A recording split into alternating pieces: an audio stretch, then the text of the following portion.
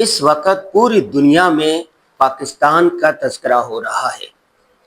ہر کوئی سوال اٹھا رہا ہے کہ پاکستان ناقابل تسخیر کیسے بنا، پاکستانی شاہینوں نے یہ بساط کیسے پلٹی، وہ کون سے اسباب ہیں جس کی وجہ سے انڈیا سے بہت بڑے چھوٹے ملک نے، جو ہر اعتبار سے چھوٹا ہے، اس نے اپنے سے کئی گنا بڑے طاقت کو شکست دی، نہ ایسی شکست دی کہ پوری دنیا میں اس پر شور اٹھا ہوا ہے۔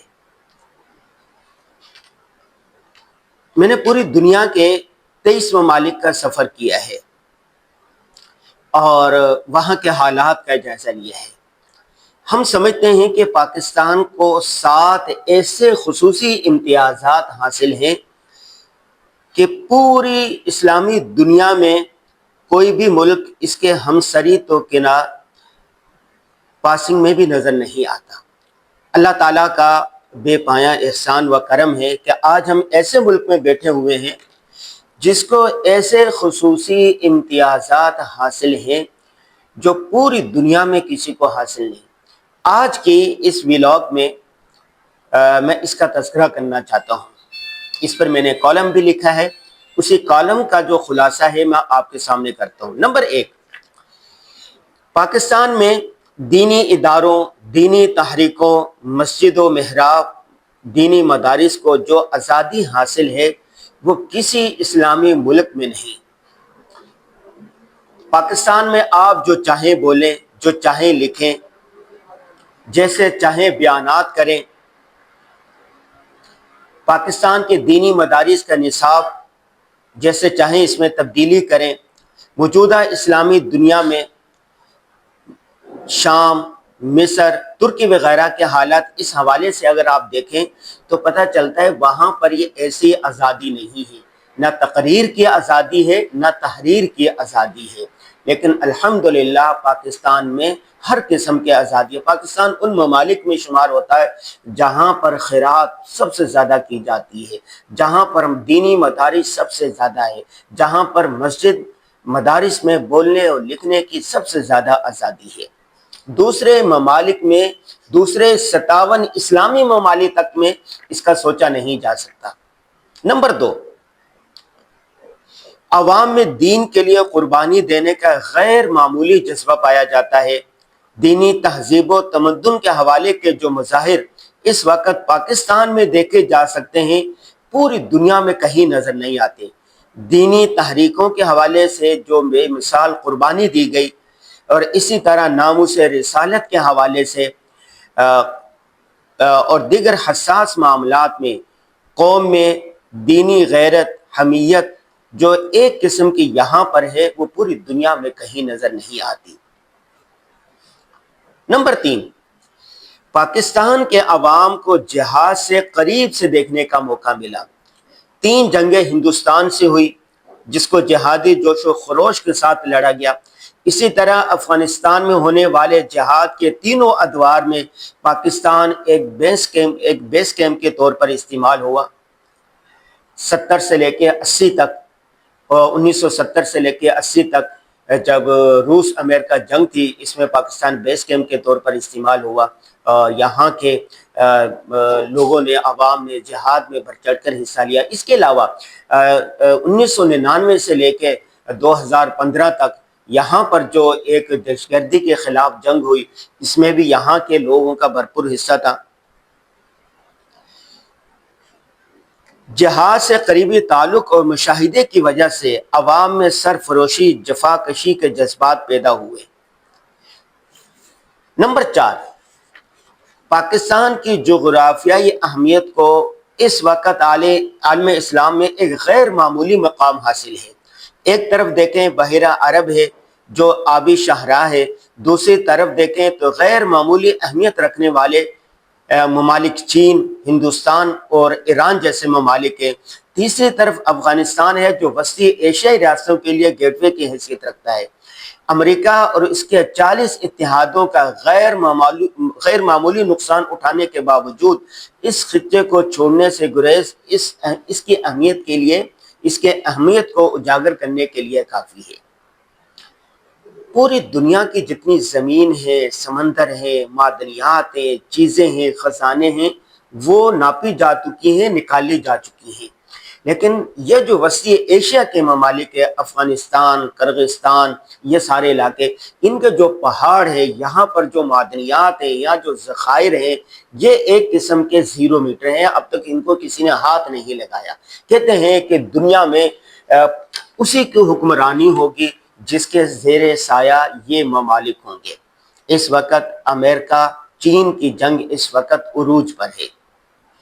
نمبر 5، عالم اسلام کی سب سے بڑی اور مضبوط فوج پاکستان کی ہے، جو جدید ترین ہتھیاروں سے لیس ہے۔ بہت سارے لوگ کہتے ہیں کہ یہاں کی جو پالیسیاں ہیں وہ صحیح نہیں ہے، اس کو بدلنا چاہیے۔ آپ اس سے اختلاف کر سکتے ہیں۔ شیخ الاسلام مفتی محمد تقی عثمانی صاحب نے فرمایا کہ وہ 17 سال تک جج رہے ہیں، ان کے پاس کوئی درخواست نہیں آئی کہ فلاں پالیسی کو بدلا جائے۔ پاکستان کا جو قانون ہے وہ قرآن و سنت کے مطابق ہے، اور اس میں بتایا گیا ہے کہ اس میں سب سے اعلیٰ اور برتر ہوگا قرآن و سنت ہوگا، ٹھیک ہے۔ اور اگر کوئی قانون اس کے مخالف ہوگا، قرآن و سنت کے مخالف ہو، تو اس کو تبدیل کیا جائے گا۔ تو اگر کوئی قانون ایسا نظر آتا ہے تو اس کو آپ بدل سکتے ہیں۔ ایک ہمارے پاس راستہ موجود ہے۔ نمبر 6، پاکستان کی جو انٹیلیجنس ادارے ہیں، بڑے بڑے فیصلے جتنے بھی ہیں وہ انٹیلیجنس رپورٹوں کی بنیاد پر ہوتے ہیں۔ پاکستان کی ویسے تو 28 مختلف ایجنسیاں ہیں، ان میں جو ISI ہے، جس کے جو آپریشن ہوتے ہیں بین الاقوامی ہوتے ہیں، انہوں نے اپنی صلاحیتوں کا لوہا منوایا ہے۔ دنیا کے جو 10 بڑی انٹیلیجنس ادارے ہیں ان میں پاکستان کا نام بھی آتا ہے، اور پاکستانی ISI اس اعتبار سے ان سب پر فوقیت رکھتی ہے کہ انہوں نے دو عالمی جنگوں میں حصہ لیا، 70 سے لے کے 80، 1970 سے لے کے 80 کی دہائی میں جب روس امریکہ جنگ تھی، اور اس کے بعد 2000 سے لے کے 2015 تک دو دہشت گردی کے خلاف عالمی جنگ تھی۔ نمبر 6، پاکستان کا آئین اس ملک میں اسلام کو جو تحفظ دیتا ہے وہ اپنی نوعیت کا ایک منفرد اور قابل قدر دستوری تحفظ ہے۔ اس لیے میں اسلام کو ریاست کا سرکاری مذہب مانا گیا ہے۔ حاکمیت اعلیٰ اور اقتدار اعلیٰ کا مالک اللہ تبارک و تعالیٰ کو مانا ہے۔ قرآن و سنت کے خلاف قانون سازی کا ہونا ممنوع ہے۔ دیگر ممالک میں ایسا نہیں ہے، یہ بھی ایک بہت بڑی چیز ہے۔ نمبر 7، دنیا میں ویسے تو 248 ممالک ہیں، لیکن 57 مسلم ممالک ہیں، اور پوری دنیا میں 7 ایٹمی طاقت ہیں، 6 غیر مسلم ہیں، اور جو مسلمان ایٹمی طاقت ہے وہ صرف پاکستان ہے۔ گویا 57 مسلم ممالک میں ایٹمی صلاحیت سے لیس ملک جو ہے وہ صرف پاکستان ہے۔ یہ بھی پاکستان کو ایک خصوصی امتیاز حاصل ہے اس کا بھی۔ ان خصوصیات کو دیکھتے ہوئے یہ اور بھی بہت ساری خصوصیات ہیں، میں نے آج کے کالم میں، آج کے ویلاگ کے لیے یہ 7 خصوصیات کا تذکرہ کیا ہے۔ تو قرآن کی یہ جو آیت ہے وَأَعِدُّوا لَهُم مَّا اسْتَطَعْتُمْ، کہ اس پر اگر صحیح طریقے سے کسی ملک نے عمل کیا ہے مسلم ممالک میں سے، وہ پاکستان ہے۔ پاکستان کی میزائل ٹیکنالوجی دیکھ لیں، فضائی ٹیکنالوجی دیکھیں، ہر قسم کی جنگی مہارتیں دیکھ لیں، تو پاکستان نمبر 1 نظر آئے گا۔ یہی وجہ ہے کہ اس جنگ میں ایک طرف امریکہ، روس، فرانس، اسرائیل تھا، دوسری طرف پاکستان تھا، اور پاکستان کے چند ممالک تھے، آذربائیجان، ترکیہ اور چائنا تھا۔ لیکن پاکستان کے شاہینوں نے اپنے سے ہر اعتبار سے بڑی طاقت کو شکست دے دی، اور اس وقت پوری دنیا میں اگر کوئی ڈسکس ہو رہا ہے تو وہ پاکستان ہے۔ اس موقع پر ہمیں فتح کے نعرے ضرور لگانے چاہیے، جشن منانا چاہیے، خوشی کے موقع پر جشن منانا چاہیے، لیکن اسلامی تعلیمات کے مطابق فتح مکہ کے روز سرور دو عالم صلی اللہ علیہ وسلم نے سب کو معاف کر دیا تھا، دشمن کے سرداروں کو بھی معاف کر دیا تھا۔ اس پر میں ہم کل ویلاگ کر چکے ہیں۔ تو اب کرنے کا کام کیا ہے؟ کرنے کا کام یہ ہے کہ اس وقت جیسے کہ کل D G I S P R نے کہا کہ یہ جو فتح حاصل ہوئی ہے یہ صرف اکیلی فوج نے حاصل نہیں کی، بلکہ اس کے ساتھ یوٹیوبر، سوشل میڈیا، سیاستدان، علماء کرام، تمام طبقات نے اتفاق و اتحاد کا بے مثال مظاہرہ کیا، جس کی وجہ سے اللہ تبارک و تعالیٰ نے یہ کامیابی حاصل کی۔ اگر ہم چاہتے ہیں کہ پوری دنیا پر حکمرانی کریں تو سیاستدانوں میں، فوج میں، اسٹیبلشمنٹ میں، عدلیہ میں، عوام میں، علماء کرام میں یہی اتفاق و اتحاد و یکجہتی کا مظاہرہ کرنا چاہیے۔ دیکھیں 5 انگلیاں یہ ہیں، یہ الگ الگ ہے تو اس کی کوئی حیثیت نہیں، 1 انگلی 2 انگلی ہیں، لیکن جب یہ 5 چیزیں مل جاتی ہیں تو یہ پورا مکہ بن جاتا ہے۔ یہ ٹھیک ہے، یہ پاکستان کے جو بڑے ادارے ہوتے ہیں ان میں ایک فوج ہے، ایک مقننہ ہے جس کو آپ پارلیمنٹ کہتے ہیں، عدلیہ ہے، انتظامیہ ہے، اور 5واں جو بڑا ستون ہے وہ میڈیا شمار ہوتا ہے۔ ان سب کو جوڑنے کے لیے علماء کرام سب سے اہم کردار ادا کرتے ہیں۔ پاکستان میں 98% 97% مسلمان رہتے ہیں، اور ہر مسلمان ہفتے میں کم از کم جمعے کے دن مسجد میں ضرور جاتا ہے، اور مسجد میں علماء کرام بیانات کرتے ہیں۔ تو گویا علماء کرام کو جو سب سے زیادہ مضبوط پلیٹ فارم جن کے پاس ہے وہ علماء کرام ہے۔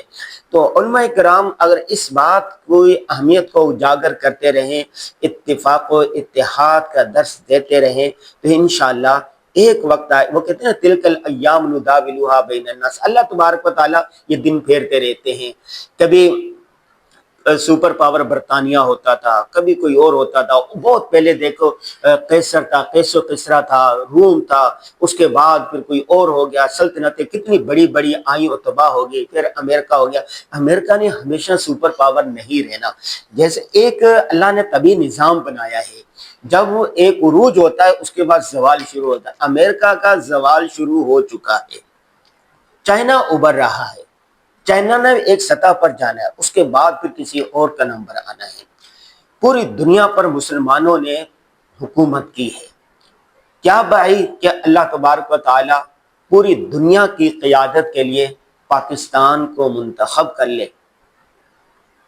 اسی دعا کے ساتھ اس ولاگ کا اختتام کہ ہم نہیں تو ہماری نسلیں اس وقت کو دیکھیں جب پاکستان پوری دنیا کی قیادت کر رہا ہو۔